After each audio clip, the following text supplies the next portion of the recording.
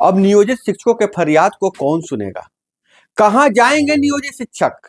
किसी भी तरह का परेशानी होने पर नियोजित शिक्षकों को अपने फरियाद को लेकर जाने का कोई प्लेटफॉर्म अब नहीं बचा है।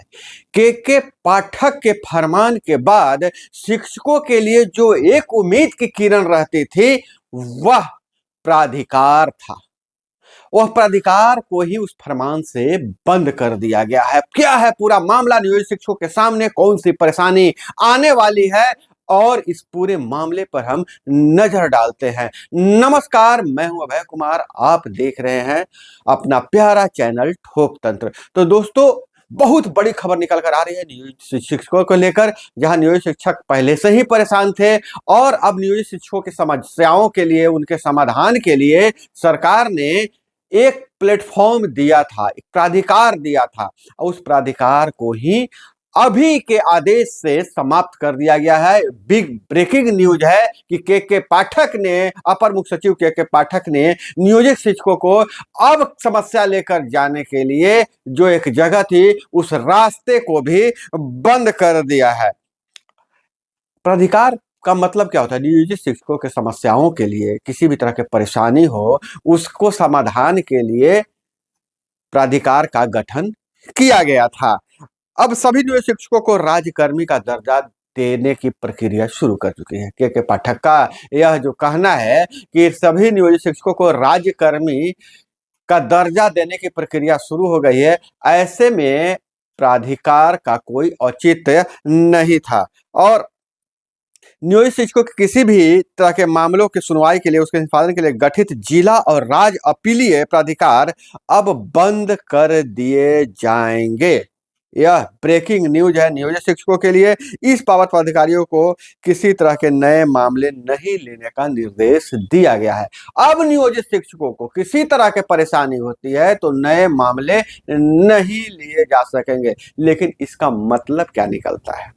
क्या नियोजित शिक्षकों को ऐसे ही राज्यकर्मी का दर्जा दे दिया जाएगा, या फिर सक्षमता परीक्षा ऐसा होगा कि सारे शिक्षक अपने आप नियोजित शिक्षक जो है राज्यकर्मी के रूप में प्रमोट हो जाएंगे? बहुत सारे मायने निकलते हैं और जो भी यह खबर निकल कर आई है, जो एनालिसिस निकल कर आई है, जो बातें हो रही हैं, इन सारी बातों को हम आपको बताएंगे। जरा सा भी वीडियो मिस नहीं कीजिएगा, क्योंकि फिर यह मामला आपसे पूरी जानकारी छूट जाएगी। लेकिन आप लोगों से गुजारिश करना चाहते हैं कि भाई चैनल को सब्सक्राइब कर लीजिए। इसी तरह से नए नए जानकारी मैं लेकर आते रहता हूं और शिक्षकों से संबंधित या किसी भी करंट अफेयर से संबंधित आपको मैं जानकारी देते रहता हूं। इसलिए आप सारे लोगों से गुजारिश है कि चैनल को सब्सक्राइब कर दीजिए। लाल वाला बटन दबा, कोई पैसे नहीं लगते हैं। लाइक कीजिए और कमेंट में भी जरूर कीजिएगा कि आपको यह जानकारी कैसी लगी और आप क्या सुझाव देना चाहते हैं। अब पूरे मामले पर हम नजर डालते हैं।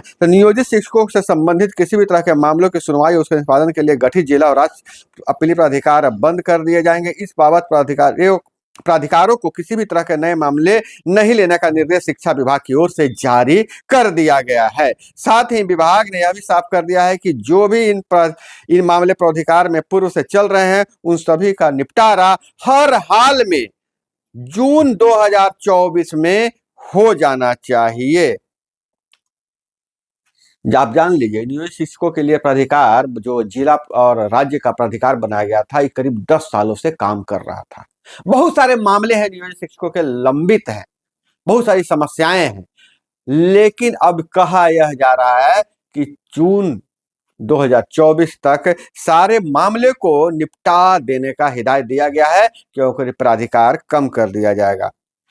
अब इस संबंध में विभागीय पदाधिकारियों से बात हुई तो उन्होंने बताया कि नियोजित शिक्षकों से को लेकर इन प्राधिकारों का गठन किया गया था। अब सभी नियोजित शिक्षक को राज्यकर्मी का दर्जा दिया जा रहा है। सक्षमता परीक्षा उत्तीर्ण होने के बाद सभी नियोजित शिक्षकों को राज्य सरकार के कर्मियों को मिलने वाली सुविधाएं मिलेगी। इन्हें विशिष्ट शिक्षक के रूप में जाना जाएगा। विशिष्ट शिक्षकों को लेकर अलग से नियमावली भी गठित की जा चुकी है। यह भी ब्रेकिंग न्यूज है कि विशिष्ट शिक्षकों को लेकर अलग से नियमावली गठित की जा चुकी है। इसे देखते हुए पूर्व से गठित अपीलीय प्राधिकारों को बंद करने की कवायद शुरू की जा चुकी है।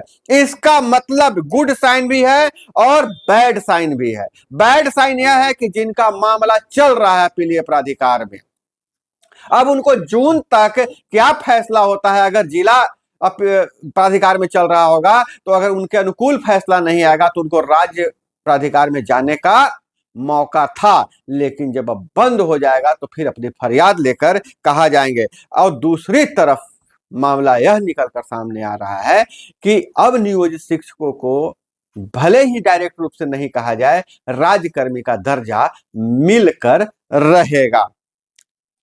वहीं राज्य अपीलीय प्राधिकार में उच्च न्यायालय के रिटायर्ड न्यायाधीश और सेवानिवृत्त पदाधिकारी भारतीय प्रशासनिक सेवा के अधिकारी रहते थे। तो पहले आपको पता था। विभाग ने साफ कर दिया है कि प्रमंडलों में कार्यरत क्षेत्रीय शिक्षा उपनिदेशक RDDE अपीलीय प्राधिकार के रूप में कार्य करेंगे। प्राधिकार को बंद करने के बाद उसमें कार्यरत सेवानिवृत्त प्राधिकारी और न्यायाधीशों के संबंध में विभाग की ओर से अभी कोई दिशा निर्देश जारी नहीं किया गया है। पिछले ही साल सभी 38 जिलों के अपीलीय प्राधिकार में 2-2 पीठासीन प्राधिकारियों की नियुक्ति की गई थी।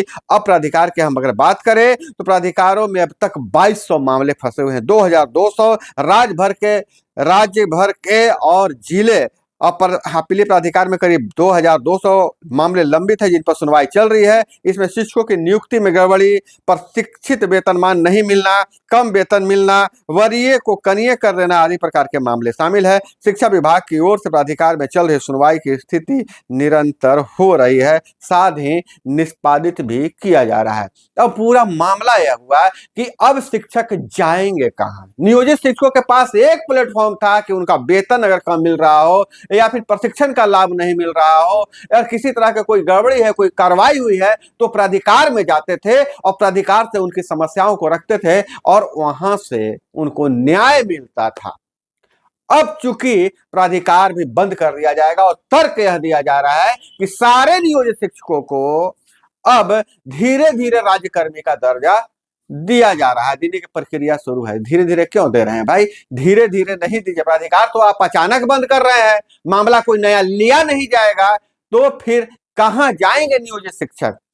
अभी कई संगठन कह रहे हैं कि हम सक्षमता परीक्षा का बहिष्कार करेंगे, देंगे ही नहीं सक्षमता परीक्षा, तो उसके बाद तो राज्यकर्मी नहीं बनेंगे, नियोजित रह जाएंगे। ऐसे स्थिति में आप प्राधिकार बंद हो जाएगा तो शिक्षकों के सामने बहुत सारी समस्याएं उत्पन्न हो जाएगी। और दूसरा तरफ यह बात है कि सरकार अब चाह रही है, विभाग यह चाह रहा है कि अब सारे नियोजित शिक्षकों को राज्यकर्मी का दर्जा दे दिया जाए और सक्षमता परीक्षा का जो प्रक्रिया है उसको इतना सरल बनाया जा सकता है कि शिक्षकों को इस बाधा को पार करने में कोई परेशानी नहीं हो। नहीं तो अगर कुछ शिक्षक चले जाएंगे राज्यकर्मी में, कुछ नियोजित बच जाएंगे, प्राधिकार भी समाप्त हो जाएगा, नियोजन इकाई भी समाप्त हो जाएगा, तो फिर ऐसा कोई औचित्य नहीं है। तो जिला कैडर, सभी शिक्षकों को जिला कैडर में देने के लिए राज्यकर्मी का दर्जा दिया जाएगा और उसके लिए सक्षमता परीक्षा की बात कही जा रही है। उन्हें विशिष्ट शिक्षक का दर्जा मिलेगा।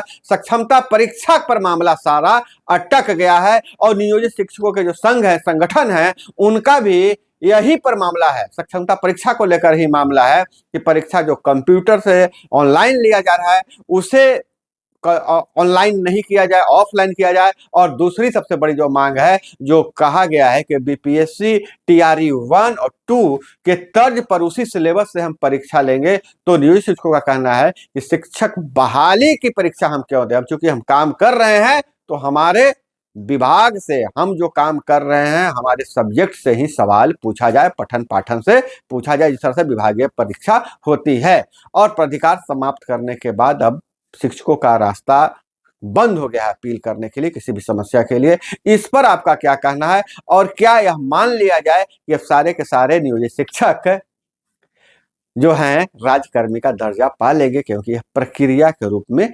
देखा जा रहा है। तो दोस्तों, यह थी वो नई जानकारी और अभी अभी यह जानकारी प्राप्त हुई थी, इसलिए हम आपको बताना जरूरी समझ रहे थे। जानकारी तो खैर पहले आई थी, लेकिन इसे थोड़ा सा पढ़ना चाह रहे थे, इस पर रिसर्च करना चाह रहे थे। और जो हमारा एनालिसिस यह कहता है कि सरकार यह प्राधिकार बंद करके नियोजित शिक्षकों को राज्यकर्मी का दर्जा देने के दिशा में एक कदम और बढ़ा दिया है। तो अपना बहुत बहुत ख्याल रखिएगा। इसी तरह से खबरों के लिए, इसी तरह की जानकारी के लिए जुड़े रहिएगा हमारे साथ। मिलते हैं अगले वीडियो में। जय हिंद, वंदे मातरम।